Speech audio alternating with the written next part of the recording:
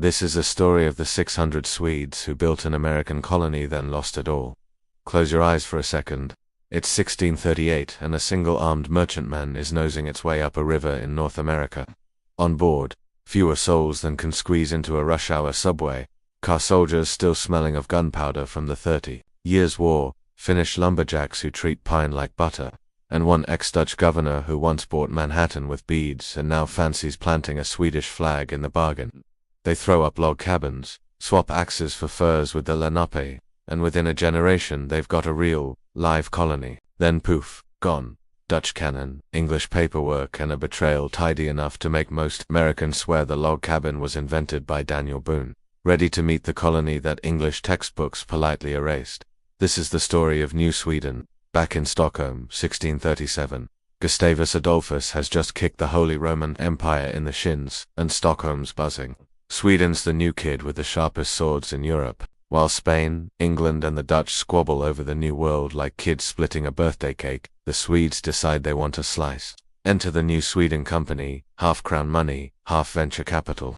Their marching order: beat the Dutch to the Delaware River and build trading posts before the neighbors fence it off. They hire Peter Minuitius, the guy who bought Manhattan because he already knows the water and speaks fluent Dutch patroon. 2 ships, the Fogelgrip and Kalmar Nickel, are packed with 600 volunteers, Swedish soldiers chasing land grants and Finnish foresters who can drop a pine faster than you can say sis. December they sail down below. People swap tall tales about bears the size of oxen.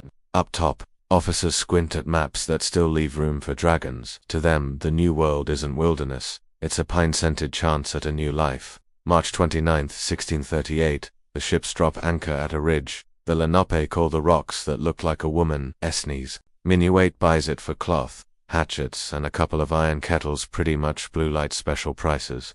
Within weeks, Fort Christina 4, earthen walls, wooden palisade, 6 tiny cannons pops up. Settlers fan out along both banks. Unlike their English neighbors up north, the Swedes don't want to fight.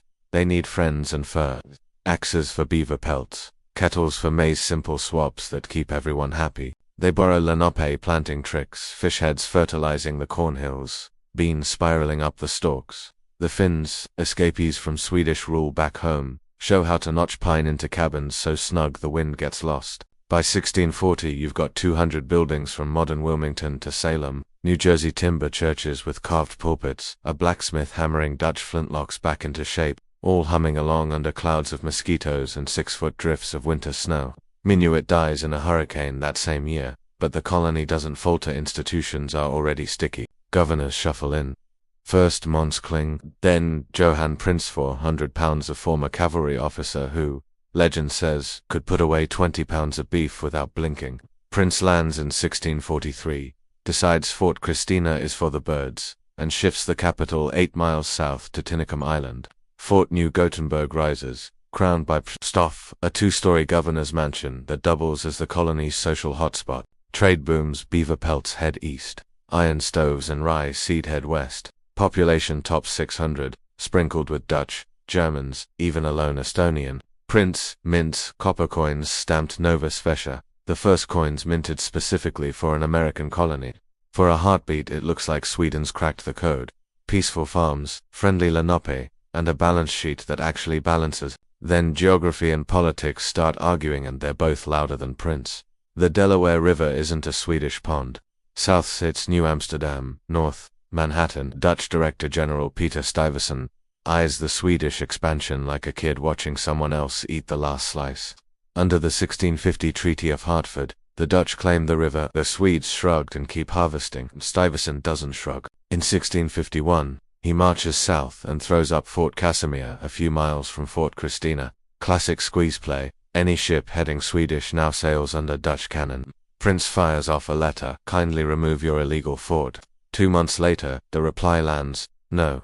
Prince feels the tide shift and sails home in 1653, leaving the keys to 23-year-old Johann, rising book-smart, idealistic, and about to learn politics the hard way. June 1654, Rising arrives with 2 ships and 350 fresh faces.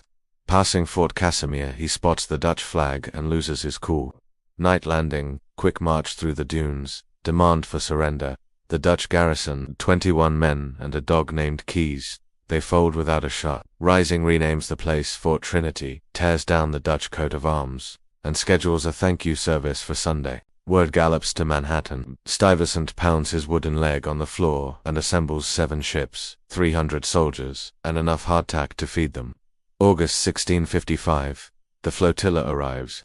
Rising races back to Fort Christina, stares at the low walls and poultry cannons, and after a week-long siege, signs the surrender. New Sweden's 17 years, 4 months, 16 days becomes New Netherland. Just like that, the English take a bow. William Penn sails up the Delaware, looking for a place to plant his Quaker utopia. Swedish colonists row out to greet him, help him stake Philadelphia, speak English with a sailor's twang but count in Swedish. Penn scribbles in his diary that the Finns grow the best rye and the Swedes build the prettiest churches. Yet back in London print shops, New Sweden evaporates from the maps. By 1700, the 600 founders have dissolved into the colonial soup. Manson becomes Munson. Rambo stays Rambo but sounds American. Dalbo turns into Dolby. Their log cabins drift west, credited later to Kentucky pioneers who never met a Swede in a single lifetime. New Sweden shrinks to a single line in colonial files. Former Swedish settlements now part of His Majesty's dominions. If this feels like a missing puzzle piece on your personal map of America, subscribe. More Forgotten Corners are on the way. Drop a comment with the oldest Scandinavian surname you've spotted on a US mailbox. We might trace it straight back to these 600 stubborn originals. And if you know anyone rattling around in a log cabin, send them this story. Tell them